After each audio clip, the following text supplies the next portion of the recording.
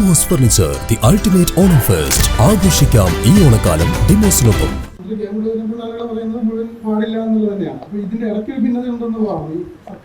അല്ല, ഇവരൊന്നും വ്യക്തമായ മുഴുവൻ പാടണോ ഞാൻ പറഞ്ഞല്ലോ, ദേശീയ ഗീതം എന്നുള്ളത് ഭരണഘടന മുഴുവൻ തിരഞ്ഞാലും നമുക്ക് ആർക്കും കണ്ടുപിടിക്കാൻ പറ്റില്ല. 51A ആണ് ദേശീയ പതാകയോടും ദേശീയ ഗാനത്തോടുമുള്ള ആദരവ് പ്രകടിപ്പിക്കണമെന്ന് വ്യക്തമാക്കുമ്പോൾ, അതുപോലെ സ്ഥാപനങ്ങളോടും ഭരണഘടനാ സ്ഥാപനങ്ങളോടും. എന്നാൽ ഒരു പ്രഖ്യാപനം നടത്തി, അതുകൊണ്ട് തന്നെ അത് എല്ലാവരും അത് വന്ദേ മാതരം അത് ദേശീയ ഗീതമായി അംഗീകരിക്കുന്നു, ഭരണഘടനയ്ക്കകത്തില്ലെങ്കിൽ പോലും. പക്ഷെ ഇപ്പോൾ BJP അത് പൂർണ്ണമായി എന്ന് പറയുമ്പോൾ അവസാനത്തെ സ്റ്റാൻസ് 2 സ്റ്റാൻസ് കഴിഞ്ഞാൽ പിന്നെ അത് വിശ്വാസവുമായി ബന്ധപ്പെട്ട വരുന്നത്. അതുകൊണ്ടാണ് ഞാൻ ബെഞ്ചമിൻ ഇമാനുവലിൻ്റെ കേസിൻ്റെ കാര്യം തന്നെ സുപ്രീം കോടതി ദേശീയ ഗാനത്തിൽ പോലും പറഞ്ഞിട്ടുള്ളത്. അപ്പോൾ അത്തരം ഭരണഘടനവും നിയമപരമായ കാര്യങ്ങൾ പറയാൻ തയ്യാറാകുന്നില്ല. നിങ്ങളിപ്പോൾ ഇങ്ങനെ വിവാദം എടുക്കുന്ന ഘട്ടത്തിൽ പെട്ടെന്നൊരു സർക്കുലർ ഇറക്കുന്നു. ആര് പറയുന്നില്ല? മുഖ്യമന്ത്രി അറിയുന്നില്ല എന്ന് മുഖ്യമന്ത്രി, മന്ത്രിമാർ പറയുന്നു രാജ്ഭവൻ്റേതാണെന്ന്. ഇപ്പോൾ നിങ്ങൾ പറഞ്ഞതുപോലെ മറ്റൊരു മന്ത്രി വേറെ രീതിയിൽ വ്യാഖ്യാനിക്കുന്നു. അപ്പോൾ കൂട്ടുത്തരവാദിത്വം ഒന്നും ഇപ്പോഴേ നഷ്ടപ്പെട്ടു എന്ന മട്ടിലാണ് ഇവരുടെ പ്രതികരണങ്ങളെല്ലാം വന്നുകൊണ്ടിരിക്കുന്നത്. ഈ അർജുൻ ആന്റിയെ പോലെ ഒരു ഗുണ്ടയെ ഇപ്പോഴും ചില ഇടത് പ്രൊഫൈലുകൾ ഇപ്പോഴും അവർ വലിയൊരു പിന്തുണ നൽകുന്നു. അവരെ അത് നിങ്ങൾ അവരോടാണ് ഏത് പ്രൊഫൈലാണ്? അല്ല, ഒരു ഇടതുപക്ഷ പ്രവർത്തകർ ഇപ്പോഴും ഏത് പ്രവർത്തകരാ? ഒരുപാട് പ്രവർത്തകർ ഇപ്പോഴും ഞങ്ങളുടെ ശ്രദ്ധയില്ല. ഇതിപ്പോ ഇതെല്ലാമാണോ പ്രശ്നം? അത് ആരെ നിങ്ങൾ എടുക്കുന്നപ്പോ? അയാളെയാണ് നിങ്ങൾ അംഗീകരിക്കുന്നത്? എനിക്കറിയില്ല. അല്ല, ഇപ്പോൾ നിങ്ങൾ പറഞ്ഞതനുസരിച്ച് അയാൾ പറയുന്നത് ഇതൊക്കെ നമ്മൾ ഒരു പോലീസ് ഇത്രയും വെല്ലുവിളിച്ചിട്ട് അറസ്റ്റ് ചെയ്യാൻ പറ്റിയിട്ട് പോലീസാകും. പോലീസ് ഇപ്പോഴും ചെയ്തല്ലോ, അത് നമ്മൾ അംഗീകരിക്കുക. അല്ലാതെ പിന്നെ അതും കയറി വേറെ പിടിക്കേണ്ട കാര്യം.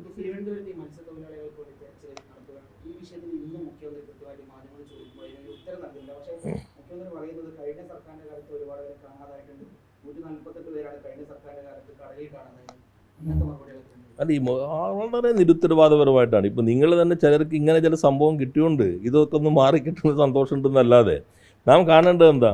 ഇത്രയും നിരുത്തരവാദപരമായി. യഥാർത്ഥത്തിൽ ആ പത്രസമ്മേളനത്തിൽ അദ്ദേഹം പറഞ്ഞത് തീരദേശമല്ലേ, നിങ്ങൾക്കൊക്കെ അറിയാലോ എന്ന് വെച്ചാൽ വളരെ മോശമായിട്ട് തീരദേശത്ത് താമസിക്കുന്ന മുഴുവൻ മനുഷ്യ അധിക്ഷേപിക്കുകയല്ലേ. ഏത് സന്ദർഭത്തിലാണ് ഇതുപോലെ ഒരു അമ്മയ്ക്ക്, ഭാര്യയ്ക്ക്, കുഞ്ഞിന് എല്ലാം തന്നെ തെരുവിൽ റോട്ടിലൊക്കെ വന്നിരിക്കേണ്ട സാഹചര്യം ഉണ്ടായത്? ഏത് ഘട്ടത്തിലാണ്? നേരത്തെ കഴിഞ്ഞ ഗവൺമെൻറ് ഘട്ടത്തിലായിരുന്നുവെങ്കിൽ ഇപ്പോൾ പല സംഘടനകളും വല്ലാതെ പ്രശ്നത്തിലേക്ക് വന്നേനെ. പിന്നെ അവരെല്ലാം ഇതൊന്നും രാഷ്ട്രീയം വേണ്ട എന്നിപ്പോൾ തീരുമാനിച്ച് മിതത്വം പാലിച്ച് ഇറങ്ങിയത് കൊണ്ടും ഇത് സ്വകാര്യ കാര്യമായി ചർച്ച ചെയ്ത് പരിഹരിക്കാമെന്നൊക്കെ വന്ന് അഭ്യർത്ഥിക്കുന്നത് കൊണ്ടും അത്രയും വരുന്നില്ലായ്മുള്ളൂ. നാം കാണേണ്ടത് ഏകോപനത്തിൽ ഇത്രയും പരാജയപ്പെട്ടൊരു കാലം ഉണ്ടായിട്ടുണ്ട്. ഇത് അത്രയും നേരത്തെ ഓക്കി പോലെ അത്രയും വലിയ ദുരന്തമല്ലല്ലോ. അവരകത്ത് ആ കുടുംബത്തെ പോലും വിശ്വാസത്തിലെടുക്കാൻ കഴിഞ്ഞില്ലല്ലോ. ഇത് രാഷ്ട്രീയ പ്രശ്നമല്ലല്ലോ. എല്ലാവരെയും ഒന്നിച്ച് കൊണ്ടുപോയി ഇത്തരം ഘട്ടങ്ങൾ പ്രവർത്തിക്കേണ്ട ഒരു സംവിധാനം പ്രവർത്തിച്ചിട്ടില്ല. ആരും അങ്ങോട്ട് തിരിഞ്ഞു നോക്കിയിട്ടില്ല. ഇത്രയും നിരുത്തരവാദപരമായ ഒരു ഗവൺമെൻറ്റിന് എങ്ങനെ പ്രവർത്തിക്കാൻ കഴിയുന്നു? ഒരു തരത്തിൽ ഏകോപനം ഉണ്ടായിട്ടില്ല. അപ്പോൾ മത്സ്യത്തൊഴിലാളികൾ, അവർ പല സ്ഥലങ്ങളിലുള്ള ആളുകൾ ഇത്രയും വേദനാജനകമായ ഒരു അനുഭവം കുടുംബത്തിലുണ്ടായിട്ട് തെരുവിൽ വന്ന് ആ സമയത്ത് കുത്തിരിക്കേണ്ട ഒരു സാഹചര്യം ഒന്ന് ആലോചിച്ച് നോക്കൂ. യഥാർത്ഥത്തിൽ അത് അർഹിക്കുന്ന അത്രയും വേഗതയിൽ എത്തിയിട്ടില്ല എന്ന് മാത്രമേ കാണേണ്ടത്.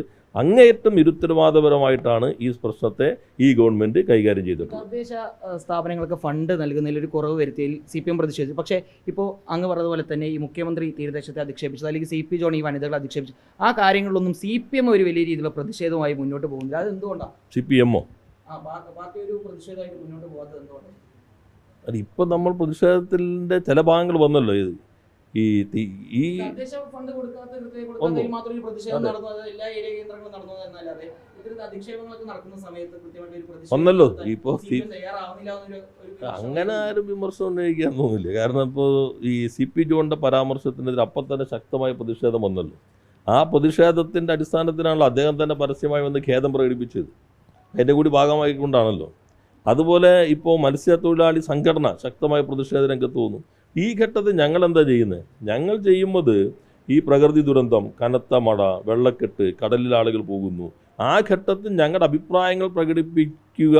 അതോടൊപ്പം തന്നെ ഞങ്ങളാൽ ഇവർ ഏകോപനം ഇല്ലെങ്കിൽ പോലും പാർട്ടി, വർഗബഹുജന സംഘടനകൾ, ഇവരെല്ലാവരും ഈ പ്രവർത്തനങ്ങളിൽ, ദുരിതാശ്വാസ പ്രവർത്തനങ്ങളിൽ പൂർണ്ണമായിട്ടും രംഗത്തിറങ്ങുക എന്നതാണ് സ്വീകരിച്ചിട്ടുള്ളത്. അല്ലാതെ ഇപ്പോൾ മത്സ്യത്തൊഴിലാളികൾ സ്വാഭാവികമായും വളരെ ഗൗരവമായ പ്രശ്നം എന്ന നിലയിൽ അവർ പ്രതിഷേധം പ്രകടിപ്പിച്ചിട്ടുണ്ട്. ഞങ്ങളുടെ നിലപാട് വ്യക്തമാക്കിയിട്ടുണ്ട്.